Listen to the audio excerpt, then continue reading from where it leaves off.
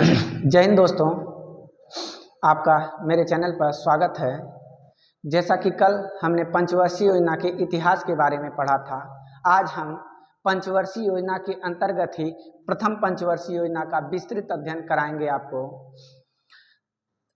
उम्मीद है कि कल की वीडियो आपको पसंद आई होगी, तो आज उतना ही प्यार दुलार दीजिएगा। और आइए देखते हैं योजना आयोग। कल योजना आयोग के बारे में हमने बताया था कि इसकी स्थापना 15 मार्च 1950 को हुई थी, जो कि केसी नियोगी समिति की अनुशंसा पर की गई थी। यह एक गैर संवैधानिक एवं गैर वैधानिक निकाय है। गैर संवैधानिक एवं गैर वैधानिक निकाय है। इस पंचवर्षीय योजना का कॉन्सेप्ट जो लाया गया था वो हम यूएसआर से लाए थे।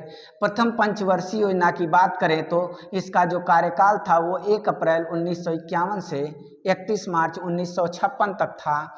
इसका मॉडल जो था हेरोल्ड डोमर मॉडल था, तथा इसमें जो विकास दर हमने निर्धारित किया था वह निर्धारित किया था 2.1%, और हमें प्राप्त जो हुआ वो 3.7% प्राप्त हुआ, अर्थात हमारी अनुमानित लक्ष्य से दोगुना प्राप्त हुआ। इस प्रकार हम कह सकते हैं कि यह पंचवर्षीय योजना हमारी सफल हो गई थी। और इस पंचवर्षीय योजना में जो उद्देश्य, जो हमारा पर्पज था, वह था कृषि एवं सिंचाई संसाधनों का विकास।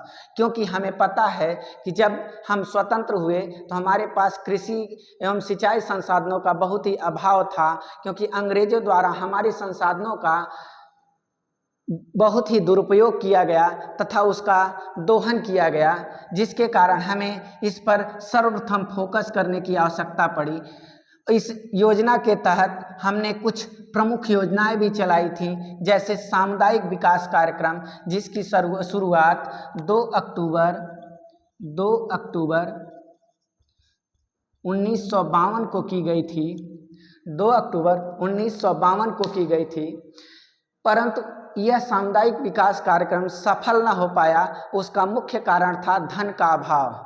इस धन के अभाव को दूर करने के लिए हमने राष्ट्रीय विस्तार सेवा या राष्ट्रीय प्रसार सेवा की शुरुआत की, जो कि 2 अक्टूबर 1953 को लाई गई थी। 2 अक्टूबर 1953 को लाई गई थी।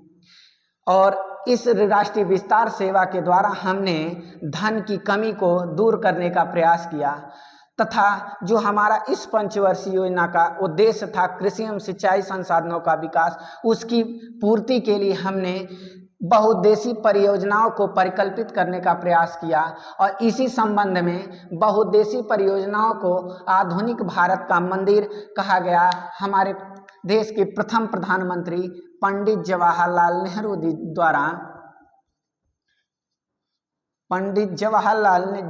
द्वारा बहुउद्देशीय परियोजनाओं को आधुनिक भारत का मंदिर कहा गया। और इसी बहुउद्देशीय परियोजनाओं में जो हमारी पहली परियोजना थी वो दामोदर नदी घाटी परियोजना थी, जो कि दामोदर नदी पर बनाई गई थी। दामोदर नदी पर बनाई गई थी, जो कि पश्चिम बंगाल में विस्तृत है। और दामोदर नदी को बंगाल का शोक भी कहा जाता है। बंगाल का शोक भी कहा जाता था। और दामोदर नदी घाटी परियोजना जो लाई गई थी वो अमेरिका की टेनेसी नदी घाटी परियोजना पर आधारित थी।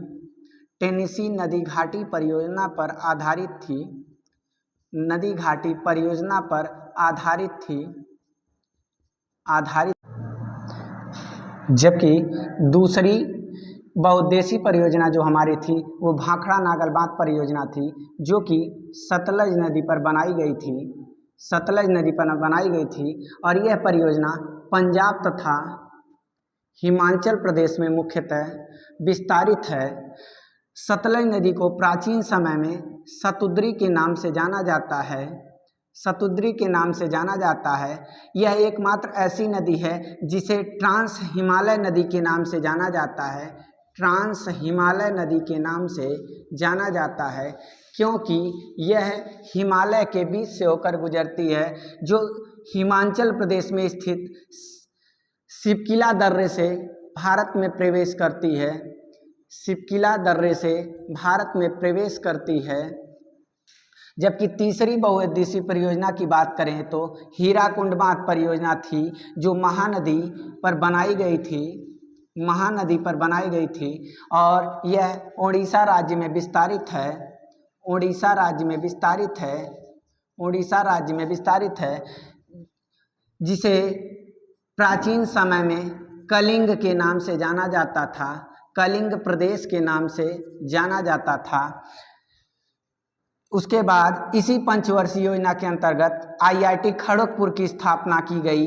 18 अगस्त 1951 को की गई, जबकि 2 अक्टूबर 1955 को इसी पंचवर्षीय योजना के अंतर्गत इंटीग्रल कोच फैक्ट्री की स्थापना की गई तमिलनाडु के चेन्नई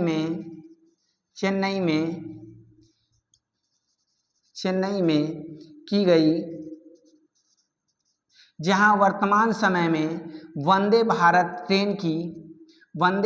ट्रेन का निर्माण किया जा रहा है। वंदे भारत, जिसे प्रधानमंत्री नरेंद्र मोदी द्वारा 15 फरवरी 2019 को पहली बार नई दिल्ली से वाराणसी के बीच हरी झंडी दिखाकर शुरू की गई थी। इस प्रकार से हमने आपको आज प्रथम पंचवर्षीय योजना का विस्तृत अध्ययन एक छोटे से वीडियो के माध्यम से कराने का प्रयास किया है। यदि आपको यह वीडियो पसंद आए तो आप पिछली वीडियो की तरह ही प्यार, दुलार और समर्थन दीजिएगा, ताकि हम अगली वीडियो के लिए प्रेरित हों और आपके सामने इसी तरह निरंतर वीडियो लाते रहें। धन्यवाद।